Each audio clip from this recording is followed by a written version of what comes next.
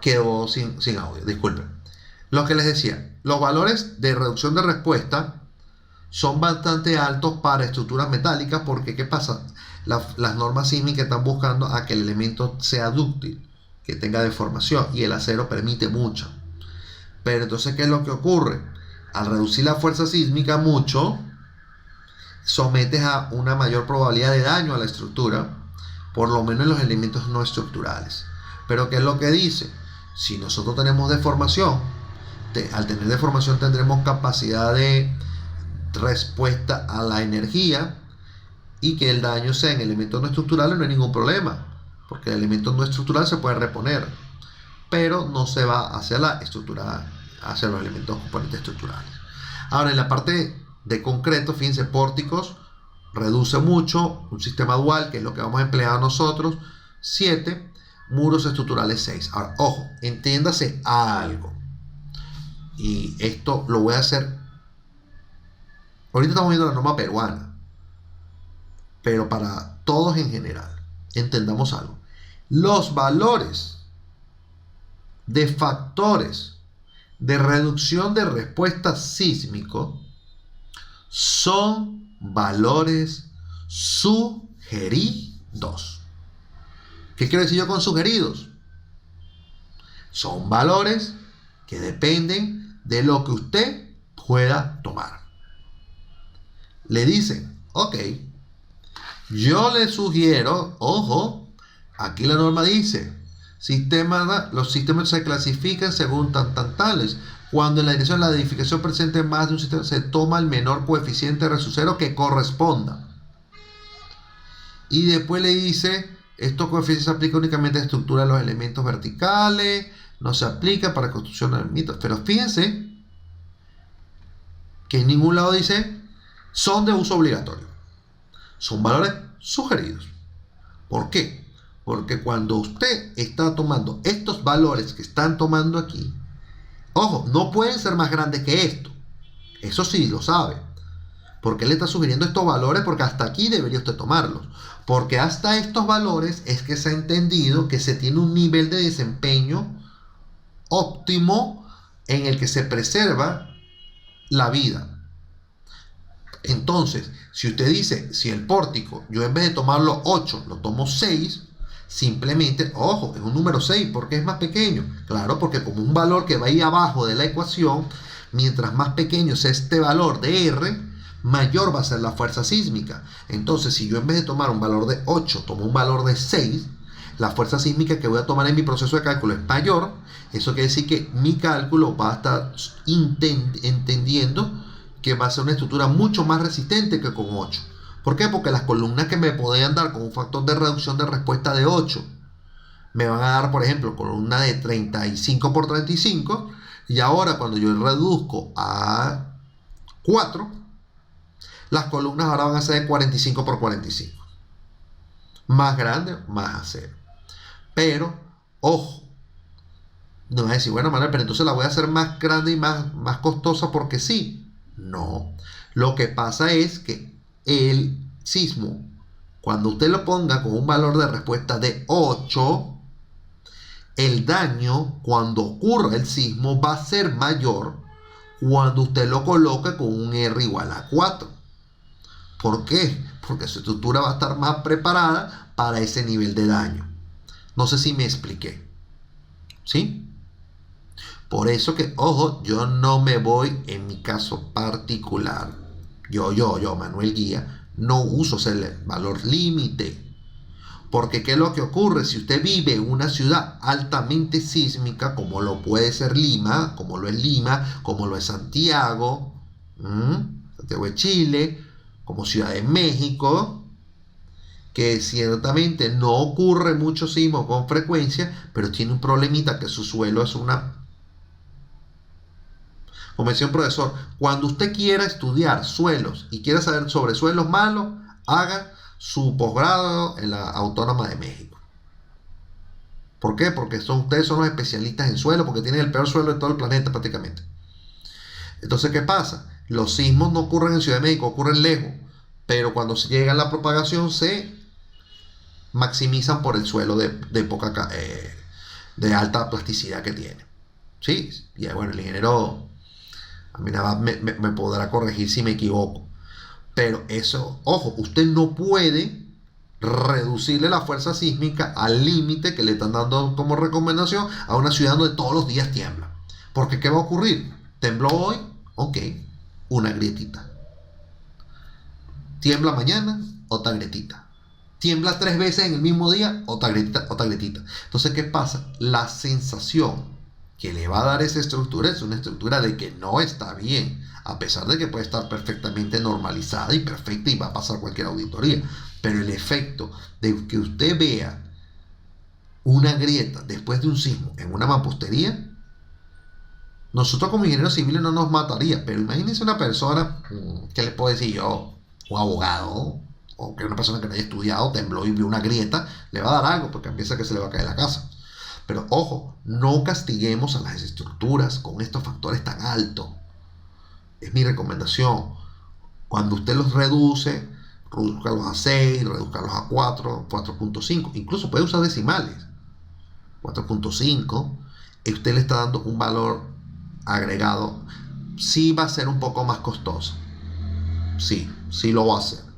Pero ese costo se traduce en que la vida útil de esa estructura va a ser mayor y que va a estar preparado para eventos mucho más catastróficos que lo que les pudiera estar componiendo como mínimo la normativa. Entonces, yo en mi particular vamos a usar un valor de 4, ¿sí? Valor de 4. Y después podremos ver incluso, si quieren, cómo variaríamos cuando varíe el espectro. Voy a poner aquí 4, R igual a 4. Bueno, vamos a poner 4.5. Normalmente siempre uso 4.5. 4.5 aquí. Y creo mi espectro nuevo. Fíjense cómo varió, ¿no? Ahora aquí tenemos que poner zona 4, tipo A, tipo S2, 1.1, 4.5. Fíjense, ojo, cuando es 1, 1.77, ¿no? Miren. Y cuando pongamos 4.5, 0.39, ¿ves? Castigo mucho la estructura. Convertir user y ya tenemos los dos sismos. Aquí verifico mis valores, le decimos OK. Vamos a dar una miradita al espectro mexicano, ya que el amigo aquí está en su clase acá. México, por aquí yo lo vi. Aquí está Guatemala, Italia, México. Tenemos dos.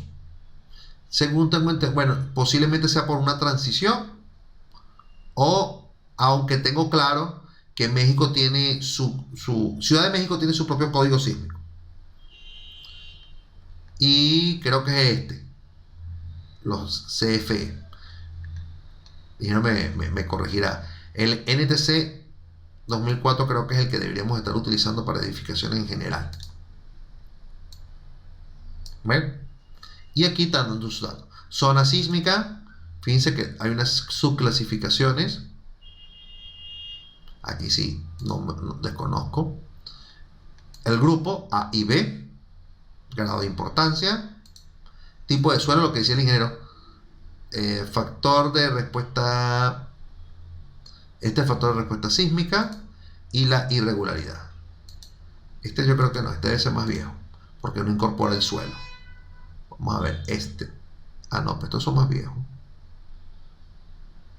Vamos a ver uno más antiguo. Acá. Irregularidades, tipo de suelo, ¿ves? Lo que decía el ingeniero, que solamente hay 3 tipos de suelo, miren. 3 tipos de suelo. Clasificación estructural. Zona sísmica. Fíjense que todo es exactamente lo mismo. Simplemente que tenemos que conocer nuestra norma sísmica para poder incorporar el valor. Ahora, ¿qué pasa si no tengo mi país colocado acá? Bueno, en este caso, usted tendrá que utilizar un archivo desde un archivo. Este user no, hay un from file aquí, from file, desde archivo. ¿Sí? Ese desde archivo usted le dice agregar nuevo. Y fíjense que le va a preguntar ¿cuál es el coeficiente de amortiguamiento? del espectro, 0,5, lo que ya conocemos como 5%. Recuerden que hay dos tipos de amortiguamientos y lo peor de todo es que los dos son 5%. Uno es para las aceleraciones espectrales, que es este, y otro es para las acciones sobre el edificio. ¿Sí? Entonces, el 5% de amortiguamiento, usted puede obtener el archivo en función de tanto de frecuencias y valores de tiempo o periodos y valores. Normalmente son periodos. Este que yo les mostré por aquí es un periodo de tiempo por aceleraciones. Entonces, ¿qué es lo que usted tiene que hacer? Crear un archivo. ¿Cómo crea ese archivo? Usted es algo muy sencillito.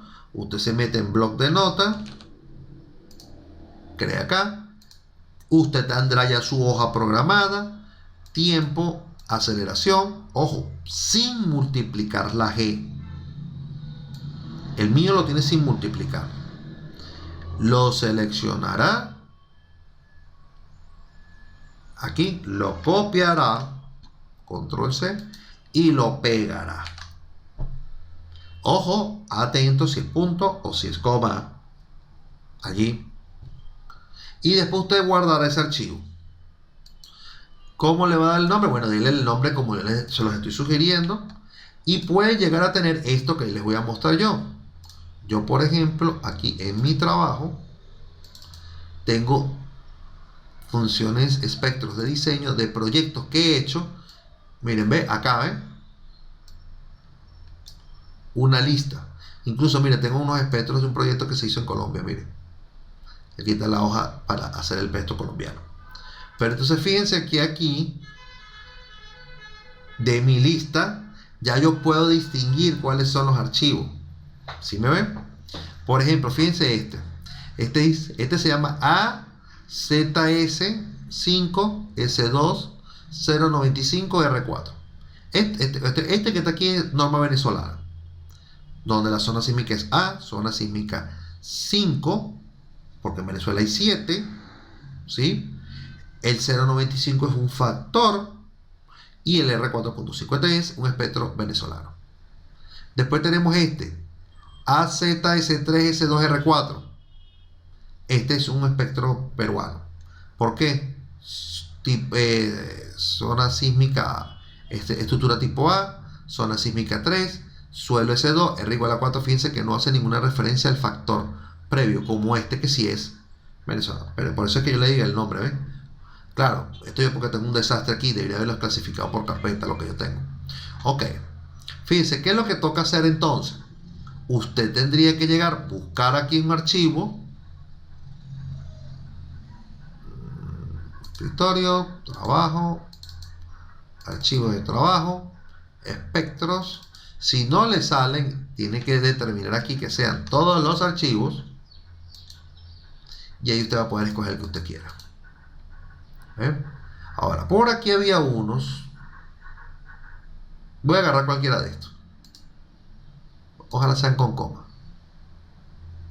Ok. Ojo, voy a meterme otra vez aquí. ¿Cuál fue el que escogí? El que decía, el que tiene los paréntesis. Vacío, vacío, vacío, paréntesis. ¿Dónde está? Permítame, se me perdió. Este. Ojo, yo puedo abrir botón derecho acá y decir abrir. Este tiene coma. Quiero buscar uno que tenga. Este tiene puntos. Quiero buscar uno que tenga coma.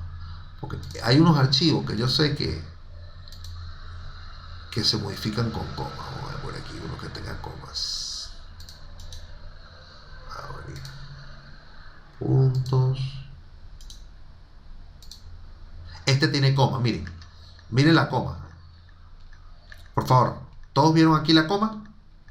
Si yo traigo un archivo S con coma, miren lo que va a pasar. Aquí se ve, pareciera que está ok. Me va a preguntar cuántas líneas tiene. No recuerdo cuántas líneas tiene. ¿Este cuál es? El R igual a 1. Para eso yo lo abro.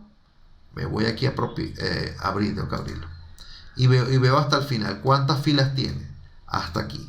Y cuando me paro aquí, leo aquí que tiene 121 líneas. Entonces es el valor que me necesito aquí, 120.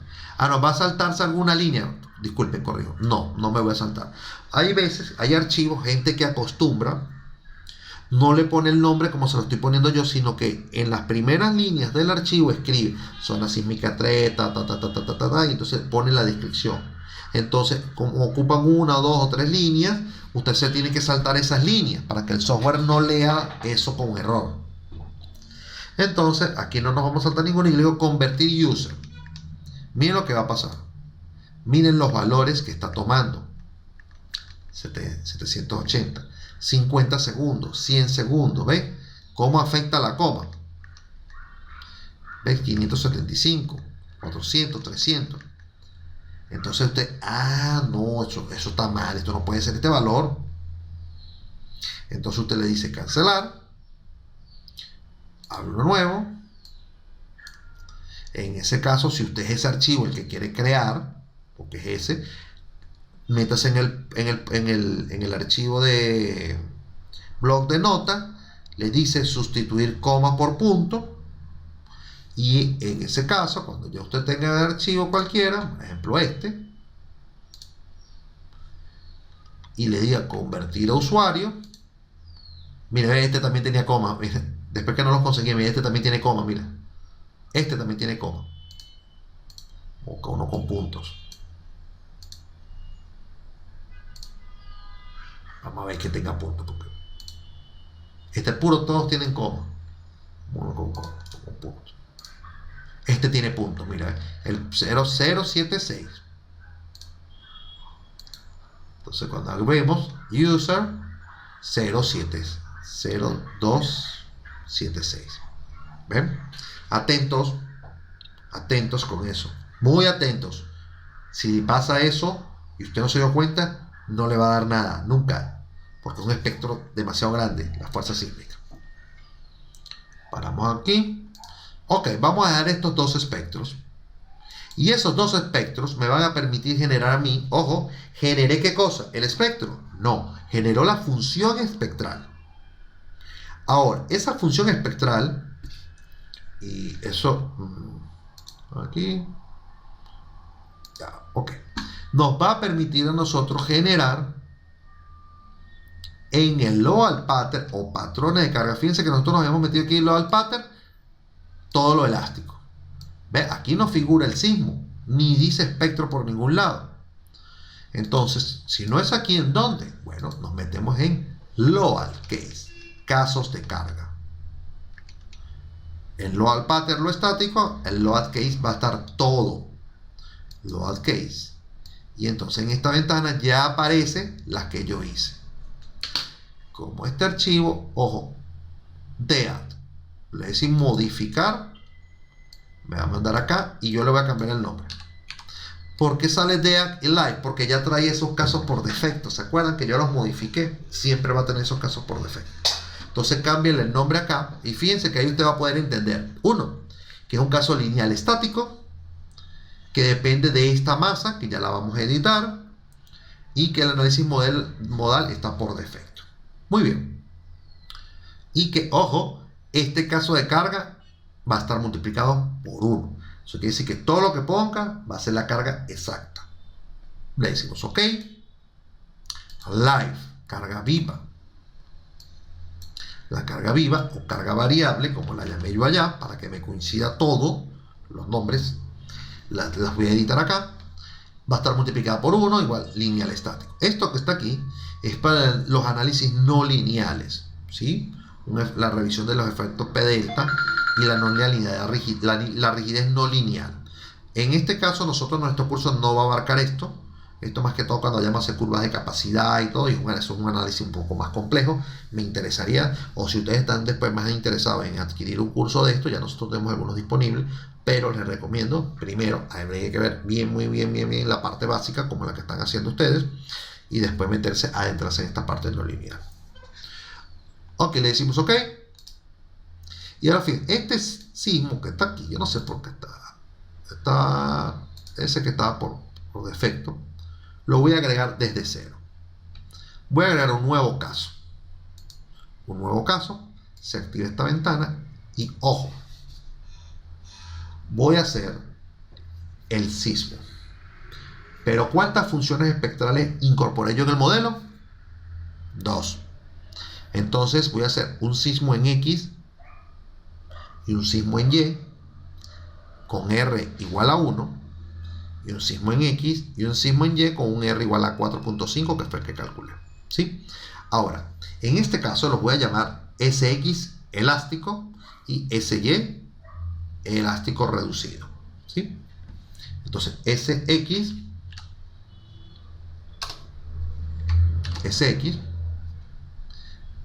elástico, piso elástico, disculpen, elástico, ¿sí?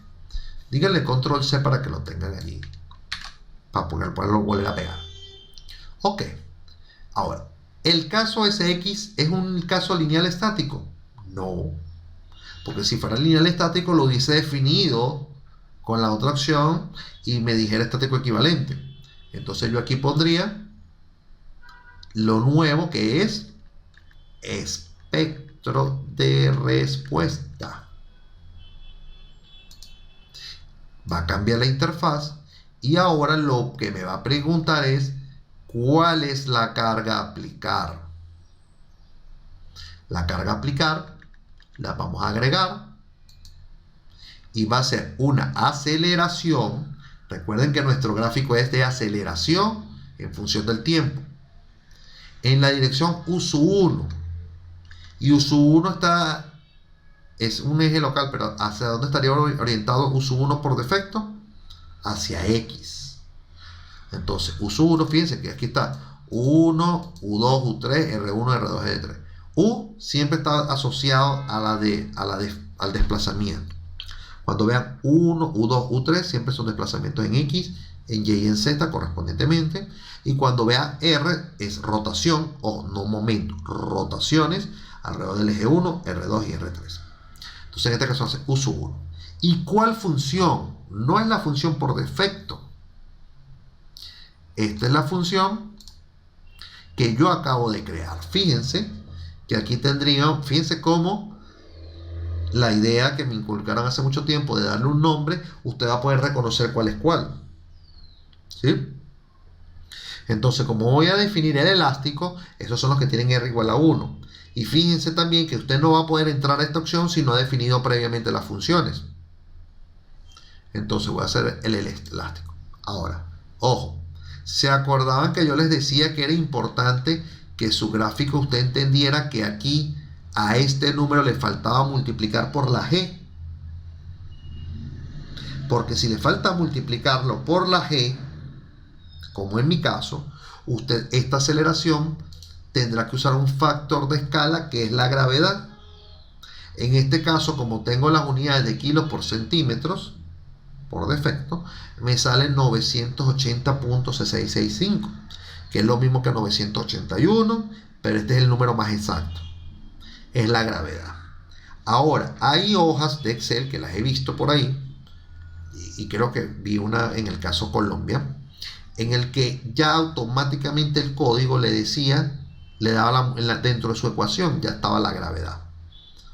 Entonces, ¿qué pasa? Cuando salía, ya no era por G, ya estaban listas. Entonces, ¿qué hacía en este caso? El factor de escala tenía que ser 1. El único problema es que después, cuando se van a hacer las correcciones, esos números hay que irlos variando. ¿Ven? Eso lo voy a enseñar cuando vayamos a hacer la verificación del cortante basal.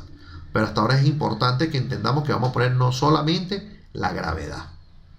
Muy bien. Aceleración, dirección, función, factor de multiplicación, que es la gravedad, constante.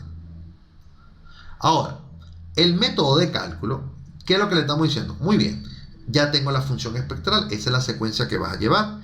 De aquí lo vas a sacar. Ahora, ¿de dónde lo vas a sacar? ¿Cómo va a ser el procedimiento? Bueno, esta masa que tú acabas de incorporar acá, que se dice aquí previous, fíjense que no le puedo dar clic porque eso es algo que tengo ya definido por allí. ¿Qué metodología de cálculo vas a usar? Y son dos métodos. El primero, que te va a dar ¿qué cosa? La magnitud del vector director. Recuerda que usted tiene SX y SY. y SZ. Sismo en X, Y y Z. Entonces ese sismo va a formar un vector, que es la dirección donde va a ir el sismo. Entonces, ¿qué va a ocurrir? Ese vector tiene una magnitud y usted tendrá que calcularla basada ya sea en la metodología de la combinación de la sumatoria de los cuadrados, la sumatoria de las raíces de los cuadrados, un método absoluto, ¿sí? O usar una doble sumatoria. Ahora, ojo, no importa cuál sea el método que va a poner aquí. En este punto no importa. ¿Y por qué no importa, ingenieros? Vamos a ver si alguien sabe por qué o no entiende por qué no importa cuál es la metodología de cálculo que vayamos a utilizar para la magnitud. Es porque estamos definiendo una sola dirección en nuestro vector, justo uno. ¿Ve? Ojo, aquí hay muchas formas de hacer esto. ¿Sí? Hay muchas formas. Entendamos que cuando hablamos de un sismo en una combinación, por ejemplo, vamos a borrar esto. Aquí, bueno, cuando nosotros decimos, por ejemplo, 1.2 de la carga muerta más la carga variable, más o menos, ¿no? Porque tendremos que entender que va en una dirección, más o menos, el sismo. Este sismo que está aquí tiene una rama por aquí, que sería el sismo en X. Pero ese sismo en X no puede ser solamente el sismo en X. Tiene que tener una componente del sismo en Y. Y cuando yo vengo para el otro sismo aquí, tiene un sismo en Y que tendrá que tener una componente en ese X. Pero ¿qué es lo que le dice el procedimiento matemático? Que este valor que está aquí debería ser 0.30 del SY. ¿Sí? ¿Por qué el 30%? Porque en ese punto, cuando usted haga el efecto del 100% de fuerza sísmica, evidentemente el 100% no puede estar también en la Y. Porque el sismo no puede tener una dirección 100 en una dirección 100. No. Se va a formar un vector director acá, donde usted va a tener un 30% de la acción sísmica y como resultado usted tendrá un factor o una acción sísmica mucho mayor que este sería el sismo. ¿Ve? Ojo, atento con eso. Yo sé que la norma, por ejemplo, peruana habla explícitamente del sismo en X y hay mucha gente que lo trabajaba aisladamente y no debería ser, está mal, porque dentro de un mismo sismo tú tienes que meter todo. Eso quiere decir que, ojo, hay que saber interpretar el código. Y ya me pasó con un revisor y me dice, no, pero es que la norma dice SX. Sí, papá, pero está mal, porque no puedes tomar el sismo en X nada más y el sismo viene en una sola dirección. No, el sismo viene en dos direcciones normalmente.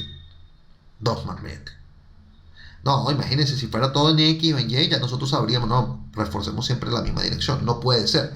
Entonces, ¿qué pasa? Cuando hablemos de sismo, tenemos que hablar de esto. Ojo, y después estos tendrán que intercambiarse el símbolo, ¿no? Este debería menos SX, menos 0.30 SY, y este debería ser menos SY, corrijo, menos aquí, menos, aquí también sería 0.30, y aquí sería menos el 0.30 SX.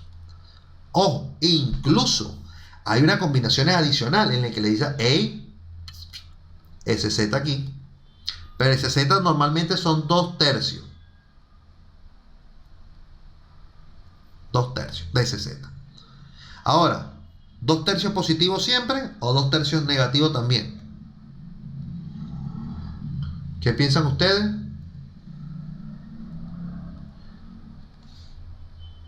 Entonces fíjense, en ese caso solamente sería 2/3 positivo, porque ya el negativo ya lo tenemos por la misma gravedad, porque la estructura siempre va a estar sometida a la gravedad. El problema de los sismos es cuando tenga componente vertical. ¿Y por qué?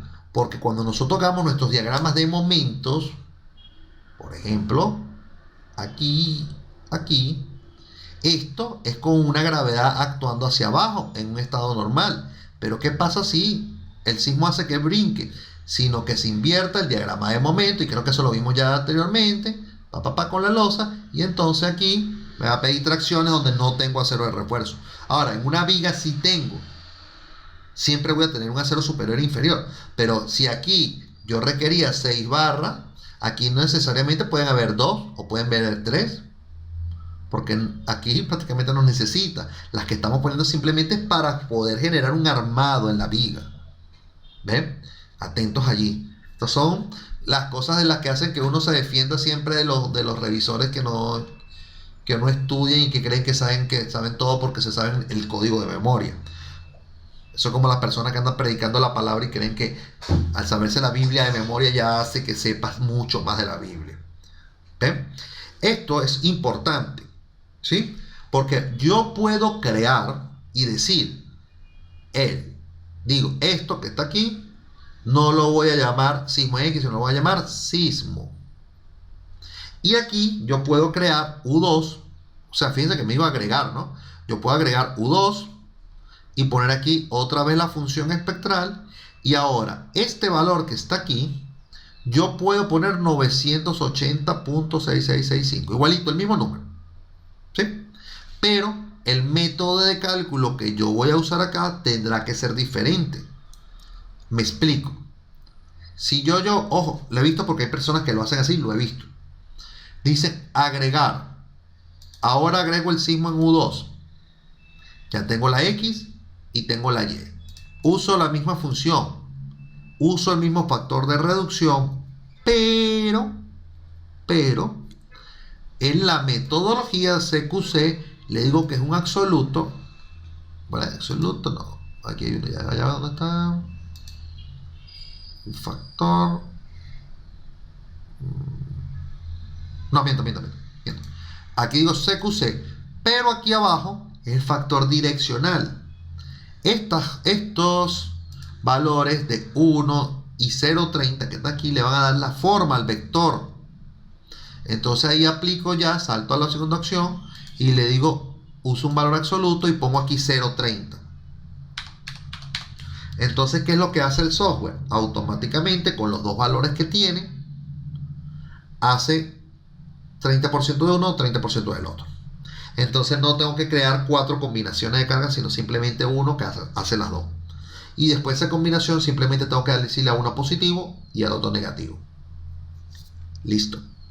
Es un solo caso de carga. Ahora, mi caso particular no me gusta. ¿Por qué? Porque usted está haciendo que esto dependa netamente del software, de la metodología de cálculo. Y en la combinación no se va a poder reflejar. ¿Qué es lo que yo digo? Y que, ojo, no es que sea un error del software, no es que dude el software, sino es el procedimiento, esto que está acá, o si lo hace con CRSS, depende de la cantidad de variables que hayas tomado al momento de sacar la cuenta. ¿Qué es lo que ocurre? Cuando usted hace eso, aquí le puede dar valores diferentes al hacerlos por separados.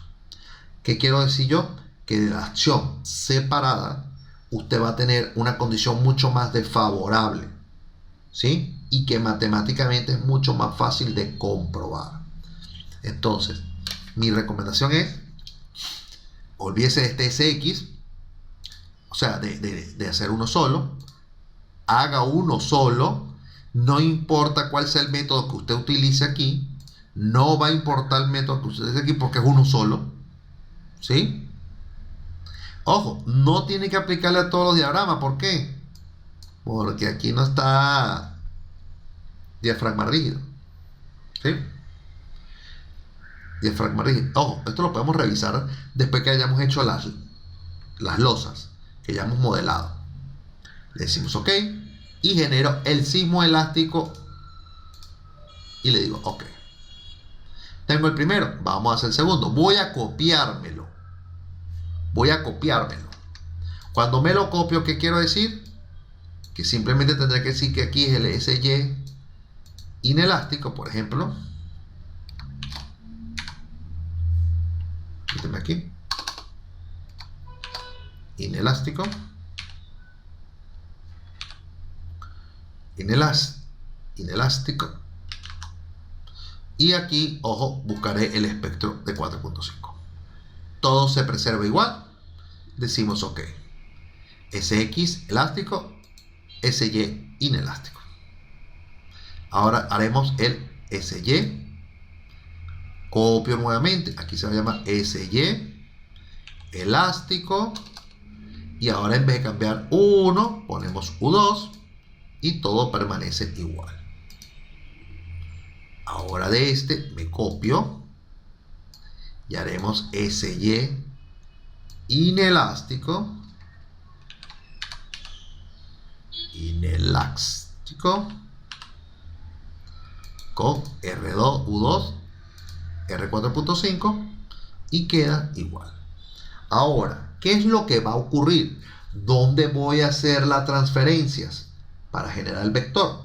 Cuando haga la combinación. Entonces mi combinación va a parecerse más a esto que está aquí, 1.2 más la carga variable, más o menos el sismo, y allí va a estar incluida la transferencia direccional del sismo. ¿Sí? Entonces, definí mis dos sismos, elásticos e inelásticos. Ojo, en términos generales usted debería definir nada más el inelástico, porque es el de diseño. Usted diseñará con el de diseño, con el inelástico, pero puede hacer revisiones con el elástico que yo les voy a dar. Son recomendaciones que les voy a dar. ¿Sí? Ahora, ¿hay alguna pregunta en la definición del espectro? Como les digo, yo creo que ya les mandé por correo las presentaciones para que puedan hacer eso, o el video de esto. Creo que llegué hasta aquí. Entonces, fíjense, son factores importantes. Las cargas, el espectro y ahora es la masa. Cuando nosotros decimos OK, aquí en Define, definir, aquí hay uno que llama masa source. Este masa source que usted está viendo acá es las características de la masa de la estructura, que va a ser utilizada ¿para qué? Para las fuerzas sísmicas. Entonces acá nosotros venimos Modify, vamos a modificar esa que ya está ahí, y aquí la vamos a llamar masa. Le vamos a quitar ese nombre raro que tiene ahí, se va a llamar masa. Ahora, ¿cuál es la función de la masa? Ya la estructura tiene una masa definida. Fíjense que estamos editando la que ya estaba definida. ¿Y por qué tiene una estructura definida? Porque él por defecto tiene la carga muerta incluida. Y esa carga muerta, son los elementos estructurales o el OSA, lo que quieran, son los elementos que modelamos. Y esos modelos tienen una masa. Y esa masa es la que va a estar sujeta a acción sísmica.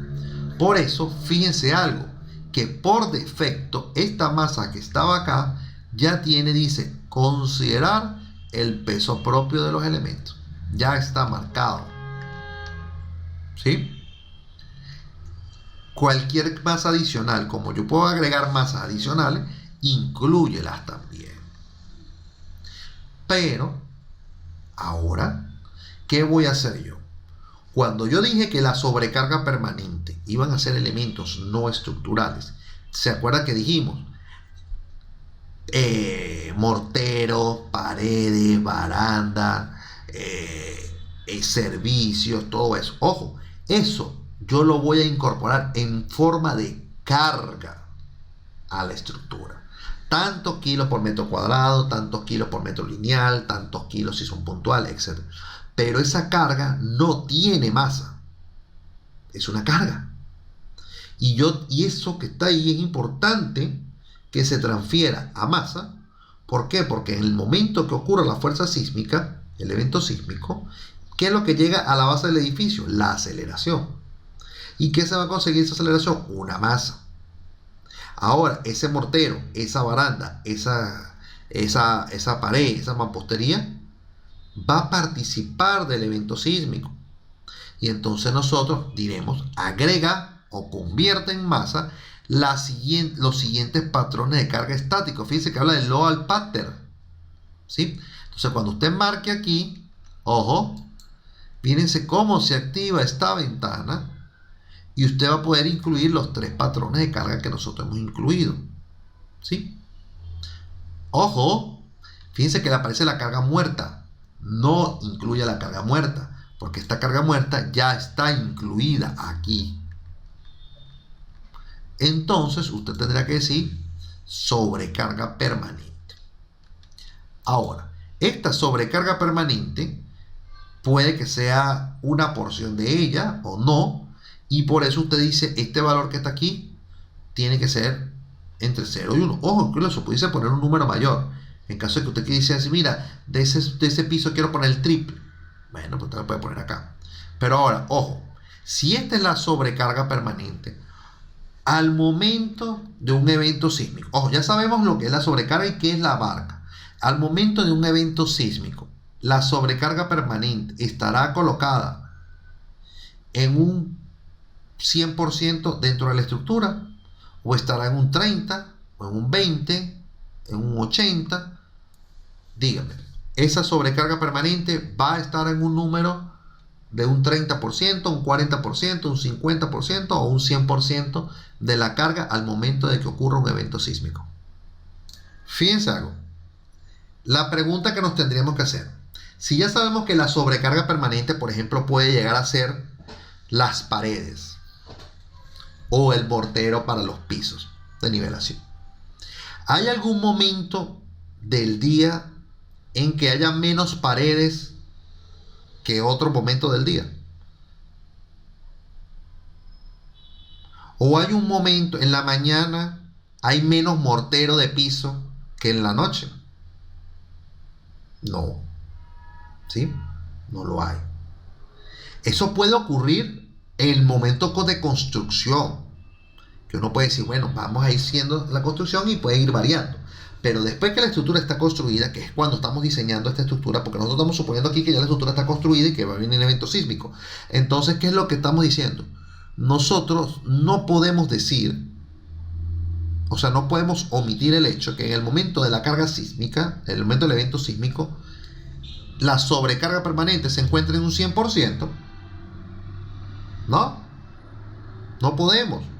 Pudiese estar incluso, usted puede decir, no, pero ¿sabe qué, ingeniero? Después llegaron esa gente y yo diseñé con un piso de cemento pulido y vino alguien con dinero, compró el edificio y ahora le metió mármol. ¡Ey! Es un cambio drástico. Es un cambio drástico. De piso de cemento pulido a mármol le está poniendo más sobrecarga permanente. Entonces usted pudiese decir ahora un 1.1, un 1.2, dependiendo de cuánto le dé un porcentaje, cuánto varió.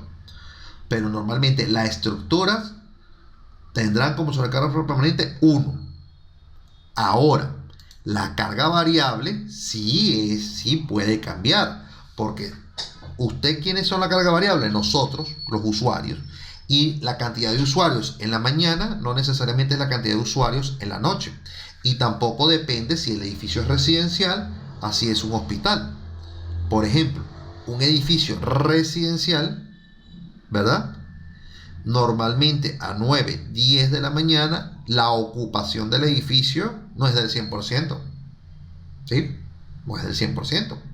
¿Es de cuánto? 30%. Todo el mundo trabaja, los niños están en la escuela, no hay nadie en esos edificios. ¿Sí? Bueno, ahora si uno trabaja desde casa es otra cosa, pero el nivel de ocupación no es el mismo. ¿Sí? Y en la noche ocurre lo contrario, debería estar todo el mundo, pero en un edificio no todos los apartamentos tampoco están ocupados, entonces no vas a tener 100%. En cambio, por ejemplo, un hospital sí tiene una alta probabilidad de que esté lleno todo el tiempo y que esté, porque trabaja 24 horas en un hospital, y adicionalmente a eso incluso puede estar sobrecargado. ¿Y por qué puede estar sobrecargado? Bueno, por ejemplo, si ustedes consideran que su país toma 300 kilos por metro cuadrado de carga variable, y fíjense lo que dije, 300 kilos por metro cuadrado. Ahora, cuando hablamos de carga variable, no solamente son las personas, también los muebles, las camas, aquello que podemos desplazar de un lado a otro dentro de la misma estructura, que no es estructural. Ahora, cuando usted está en un departamento, ¿qué se requeriría para lograr sobrepasar esa carga de 300 kilos por metro cuadrado? Primero, se tendría que llenar de equipos, de muebles por todos lados. Segundo, tiene que haber muchas personas. Eso quiere decir que pudiésemos estar hablando de que a usted se le ocurrió hacer una fiesta en su casa y está llena de personas. Ahí pudiese usted estar sobre la carga de diseño. Pero ahora, para que en una estructura, en un edificio, ocurra que haya una fiesta en todos los niveles, en todos los apartamentos, en todos los pasillos, y ese edificio esté lleno, y que justamente en ese momento tiemble. En ese momento, el 100% de la carga variable va a actuar dentro de la acción sísmica, por el hecho de que usted esté dentro del edificio. Ahora usted forma parte del edificio, y usted también colabora en que el sismo sea de mayor intensidad. ¿Ven? Entonces, estos valores, teniendo en cuenta esto, ya usted puede decir, no puedo necesariamente tomarlo todo. ¿Qué me dice la norma? La norma me dice no tome menos del 25%. Entonces yo puedo poner aquí 0.25. ¿Sí? Ok, ese 0.25 estaría bien para un edificio residencial. Un edificio de oficina, ustedes tomarían 0.25. Un edificio de oficina normalmente tiene mobiliario, tiene silla, tiene personas que están trabajando, que, como dijimos, en un lapso del día va a tener muchas personas, en otro lapso puede ser que esté vacío, pero también hay un factor, que los edificios de oficina tienen archivos, tienen papeles, ¿sí? Y eso está todo el tiempo ahí, y eso pesa, y mucho. Normalmente en las casas nosotros podemos tener una biblioteca, etcétera, pero en una oficina, imagínense los registros públicos, imagínense los ministerios.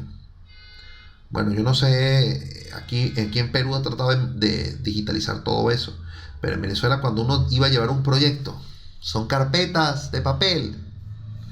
Un proyecto puede llevar, le pueden pedir 4 copias. Y proyectos que tienen más de 200 hojas, con planos y todo. O sea, imagínense. Y todo eso se guarda en un sitio. Y eso es carga variable. Entonces, dependiendo de la institución, usted puede decir, mira, voy a tomar un 50%, un 60%. Nunca se toma el 100%. Pero un número bastante bueno y aceptable, que nadie le va a decir que no, puede ser toma un 50%. ¿Qué quiere decir? Yo voy a asumir que de los 200 kilos por metro cuadrado, de los 300 kilos por metro cuadrado, que yo tenga en la estructura, la mitad de eso va a estar ocupado o va a estar haciendo un tipo de acción en el momento del evento sísmico. Entonces yo tendría ya una masa definida para 100% del peso propio de los elementos, 100% de la sobrecarga permanente y un 50% de la carga viva. Incluir masas verticales, no vale la pena marcar nada aquí porque no las he incluido. Las masas verticales normalmente nosotros las incorporaremos manualmente. Y que considere esto para cuando evalúes las deformaciones laterales por cada piso. Dicho esto, ya nosotros le decimos ok acá, decimos ok acá, y fíjense que cuando ya yo me meto nuevamente en los local case, acá, y veo acá el sismo en X, se van a dar cuenta que ahora la masa ya dice masa. ¿Ven? Y entonces, de esta forma, ya nosotros habremos terminado lo que es el proceso de definición de acciones. Ya vamos a poder crear las combinaciones y empezar a hacer el modelado. No sé si tenemos alguna pregunta, ¿hay alguna duda? Fíjense, miren, todo esto que yo venía explicando es un flujo de trabajo. Comienza con el material, deténgase a pensar en el material, hacer su cálculo, ¿sí? Termoelasticidad, verifiquemos los números. Después, deténgase a hacer las secciones, no use las secciones automatizadas. Deténgase a hacerlas, porque así usted va a estar 100% seguro que usted las hizo y que debe estar correctamente en las dimensiones que usted está colocando. Deténgase a hacer las losas, deténgase a hacer las cargas, deténgase a hacer las combinaciones. Ese flujograma de trabajo le va a garantizar a usted un éxito al final del modelo. Si usted se salta alguno de ellos, puede ser que ese sea el que le vaya a dar e inducir en un error. Cargas muy grandes. No, pero ingeniero, yo veo este dibujo y quiero poner una columna de 30 por 30, pero la veo como muy grande. Cuando usted ve, no puso 30 por 30, puso 300 por 300 metros. ¿Por qué? Porque no se saltó el paso de las unidades, que es el primero. ¿Sí? Entonces, no, ingeniero, mire, el análisis sísmico me da que tengo que poner unas columnas de 2 metros por 50. Cosas así. Y ahí cuando dices, ajá, ¿y el espectro de diseño? Para ver, mándame una captura del espectro de diseño cuando te ve. El espectro de diseño dice en el tiempo 50, 9000 de G. Ah, mira, tienes un problema con la coma y con el punto. Esas son cosas que, bueno, por esas son las cosas que usted está pagando en el curso. Porque yo le estoy diciendo, hay varios videos ahí de cómo usar el ITA. Y se meten de una vez, comience y haga aquí y meta aquí. Ajá.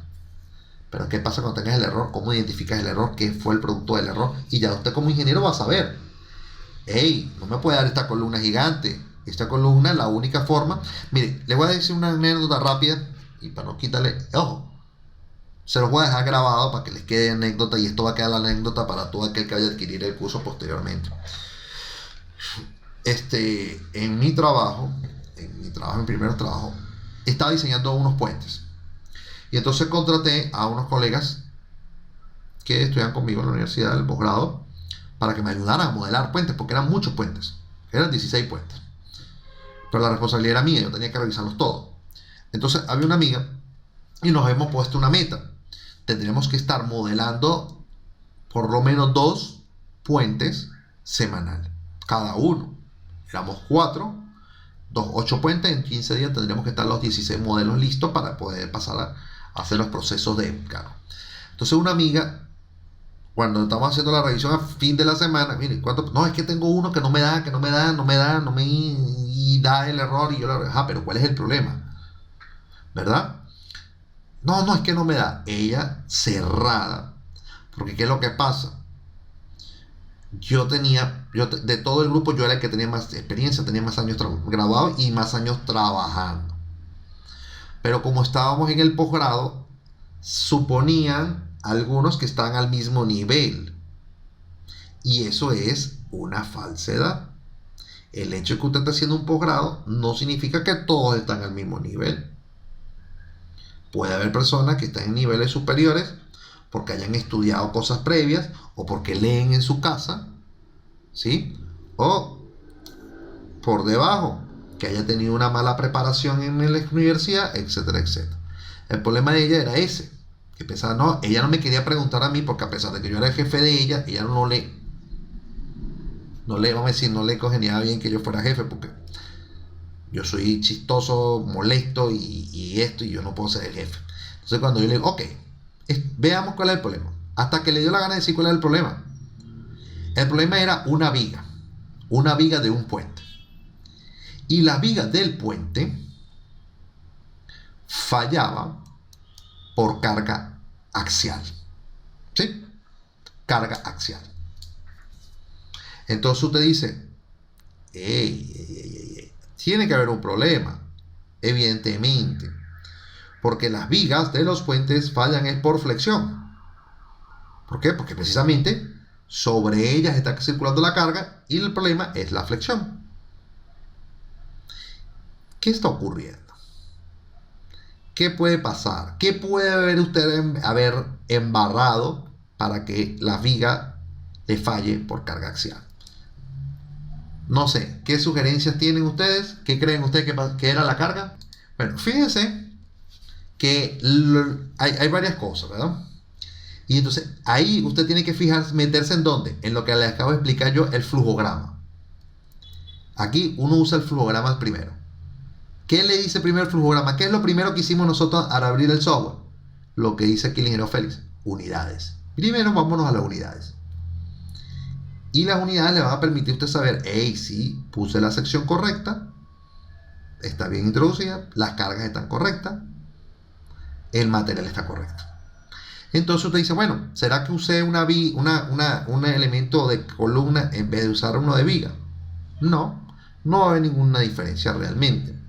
No, usted puede usar una columna como viga y simplemente que cuando haga el diseño él la va a reconocer que está en una posición horizontal y la va a poner como viga. Pero la cosa está en que todos ustedes identificaron algo y la palabra clave es carga axial en una viga. Vean, una carga axial en una viga, pues si no tengo aquí, Igor, sé que, como dice, me voy a extender en lo que creen ustedes que en teoría va a ser algo diferente a lo que hemos venido haciendo. No. Aquí está esto. Permíteme. La palabra clave de la resolución del problema, el cual implicó una gran molestia para mi compañera, era que, ojo, nosotros sabemos que un puente es esto, ¿sí? Y que las cargas son así. Por lo general, el efecto en los puentes es de este tipo: flexión. El problema es que su viga tiene falla axial. ¿Y qué produce una falla axial? Cargas en la dirección de la viga. Y ahora la gran pregunta es, ¿qué genera cargas en esta dirección en un puente? ¿Esto lo generará el peso del puente? No. ¿Esto lo generará el viento? No. El viento, si usted ve el puente, ojo, primeramente usted tendría que descartar todas las fuerzas perpendiculares a la viga. Quedarían nada más laterales. ¿Cuántas fuerzas laterales puede haber dentro de un puente? 3. El frenado, que ocurre directamente en la proporción del puente y que a la final se transforma en un momento, es otra cosa. Pero un frenado no es lo suficientemente grande para hacer fallar una viga. Y ya era una viga grande la que ya había modelado. Entonces le quedan dos. Una es el viento, que es transversal al puente. Eso quiere decir que no lo va a hacer fallar por axial. Si fuera el viento lo haría fallar por corte. El problema está en la única fuerza que usted tiene lateralmente allí, es la fuerza sísmica que está haciendo en el estribo. En los puentes, el tablero no se usa sismo, se usa en el puente, en el estribo. Porque aquí vendrá el análisis sísmico, y usted incluirá. El análisis sísmico es lo único que le puede aportar carga, empuje lateral a la viga. Bueno, yo llego y le digo, haga clic sobre el espectro que usted está poniendo. Y me lo respeta y ya yo lo revisé. No. Vuelva a hacer clic. Y cuando hace clic, ya ustedes vieron el espectro, ¿no? Disculpen lo torcido. Aquí, estos valores, ¿se acuerdan? De 0.50 a 0.005. En su primer valor tenía un valor como de 2000 y pico. El punto y la coma.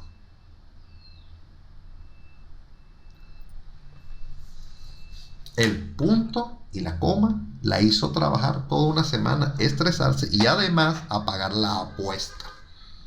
Porque todos apostaron.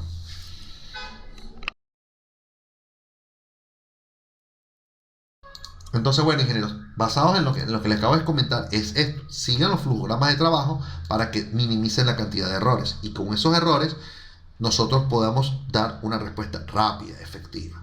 Estos son trabajos que son muy rápidos cuando usted ya condiciona su mente a hacer. Entonces usted dice, bueno, ya yo hice todo esto. Este archivo, por lo menos yo lo guardé y usted lo puede reutilizar para donde usted quiera. Igualmente usted. 70 y tantas secciones me dijeron que pusieron ya en el proyecto. Sí.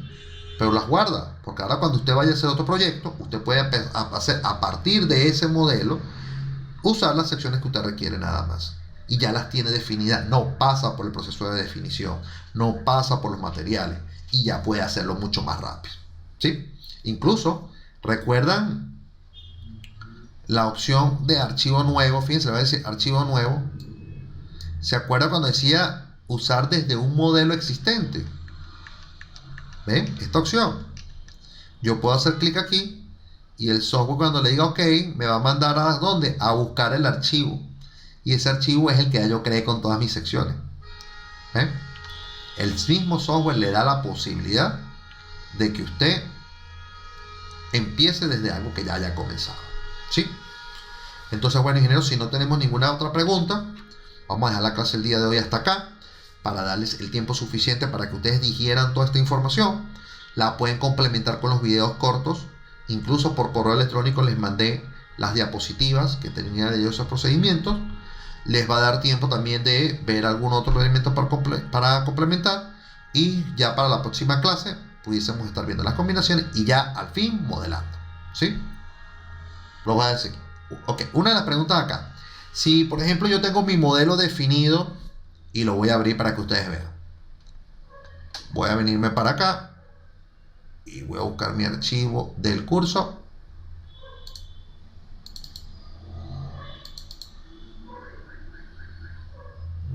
No.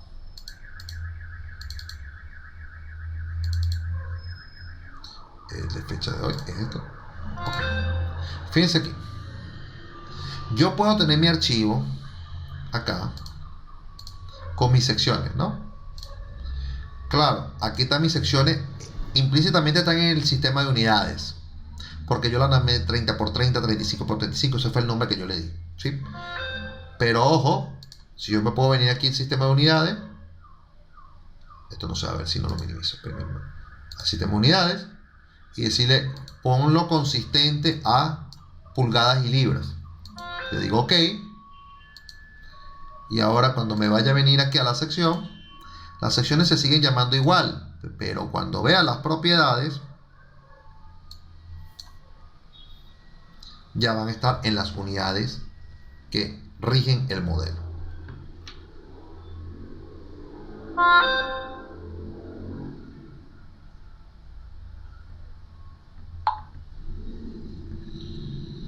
¿Estamos claros? Así que no va a haber problema. La etiqueta es lo único que te va a molestar. Bueno, ingenieros, entonces, si no tenemos ninguna duda, vamos a dar por finalizada la clase del día de hoy. Nos vemos la próxima clase.